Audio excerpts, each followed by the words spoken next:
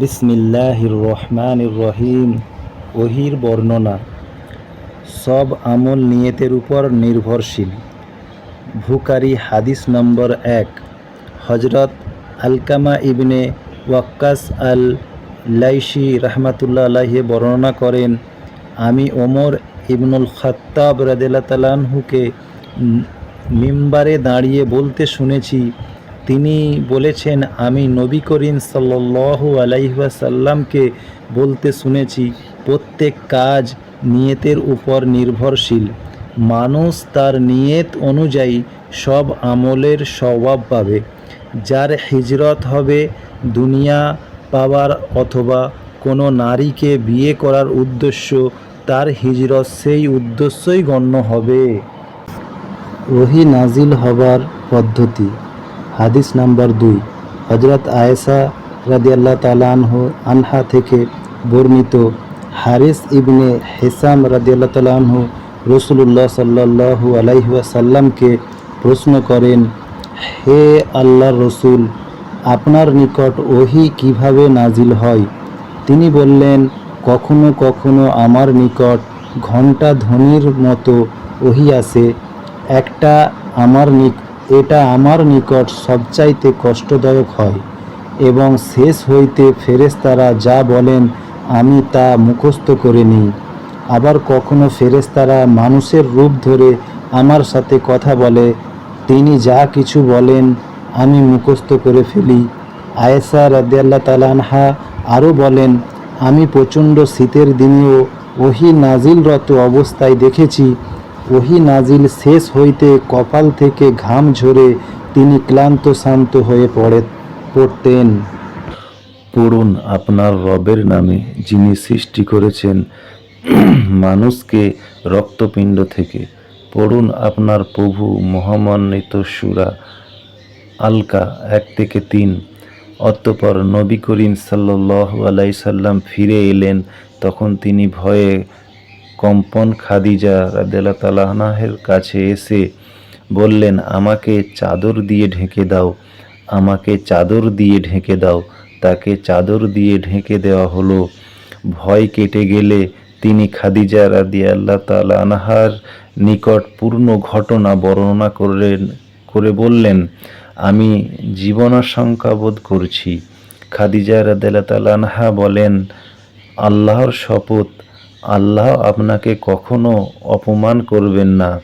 আপনি আত্মীয় স্বজনের সাথে সদাচরণ করেন, মেহমানকে খাওয়ান, বিপদগ্রস্তকে বিপদমুক্ত করেন। অতঃপর খাদিজা রাদিয়াল্লাহু তাআলা আনহা তাকে নিয়ে তার চাচাতো ভাই ওয়ারাকা ইবনে নওফালের নিকট যান। তিনি খ্রিস্টান ধর্মের অনুসারী ছিলেন। তিনি ইব্রানি ভাষা জানতেন এবং এ ভাষায় ইনজিল শরীফ অনুবাদ করতেন। তিনি খুব বয়স্ক এবং অন্ধ ছিলেন। খাদিজা রাদিয়াল্লাহু তাআলা আনহা তাকে বললেন, হে ভাই, আপনার ভাতিজার কথা শুনুন। ওয়ারাকা জিজ্ঞাসা করলেন, ভাতিজা, তুমি কি দেখেছ? রাসূলুল্লাহ সাল্লাল্লাহু আলাইহি ওয়াসাল্লাম যা দেখেছেন তা বর্ণনা করলেন। তার কথা শুনে ওয়ারাকা বললেন, ইনি সেই দূত যাকে আল্লাহ মূসা আলাইহিস সালামের কাছে পাঠিয়েছিলেন। দুর্ভাগ্য, আমি যদি সেদিন যুবক থাকতাম, যেদিন তোমার সম্প্রদায় তোমাকে দেশ থেকে বের করে দেবে। ওয়ারাকার কথা রাসূলুল্লাহ সাল্লাল্লাহু আলাইহি সাল্লাম জিজ্ঞেস করেন, তারা কি আমাকে বের করে দেবে? তিনি জবাব দিলেন, অতীতে যিনি তোমার মতো বার্তা নিয়ে এসেছেন তার সাথেই শত্রুতা করা হয়েছে। সেদিন যদি আমি জীবিত থাকি তবে অবশ্যই তোমাকে সাহায্য করব। এর কিছুদিন পর ওয়ারাকা ইন্তেকাল করেন এবং ওহী আগমনও সাময়িক বন্ধ থাকে। জাবের ইবনে আবদুল্লাহ আনসারী রাদিয়াল্লাহু তাআলা আনহু ওহী বন্ধ থাকার প্রসঙ্গে বলেন, রাসূলুল্লাহ সাল্লাল্লাহু আলাইহি সাল্লাম বলেছেন, একদিন আমি হেঁটে যাচ্ছি, হঠাৎ আকাশ থেকে একটি শব্দ শুনতে পেয়ে ওপরের দিকে তাকিয়ে দেখলাম সেই ফেরেশতা যিনি হেরা গুহার আমার নিকট এসেছিলেন। আসমান ও জমিনের মাঝে একটি চেহারা বসে আছে। আমি ভয় পেয়ে গেলাম। ততক্ষণ ঘরে ফিরে এসে বললাম, আমাকে কাপড় দিয়ে ঢেকে দাও। তারপর আল্লাহ তাআলা নাজিল করলেন, হে কাপড়ে আচ্ছাদিত উঠুন, ভয় পেও না এবং আপনার রবের শ্রেষ্ঠত্ব বর্ণনা করুন। আপনার পোশাক পরিচ্ছদ পবিত্র রাখুন, অপবিত্র থেকে দূরে থাকুন। সূরা মুদাশশির 1-4। তারপর একের পর এক ওহী নাজিল হতে থাকে। বুখারী হাদিস নাম্বার 4। হযরত ইবনে আব্বাস রাদিয়াল্লাহু তাআলা আনহু থেকে আল্লাহর বাণী, ওহী দ্রুত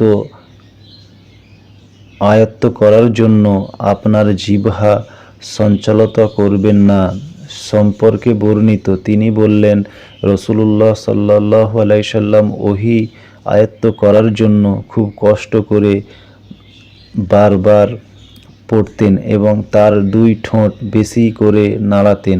ইবনে আব্বাস রাদিয়াল্লাহু তাআলা আনহু বলেন, আমি তোমাকে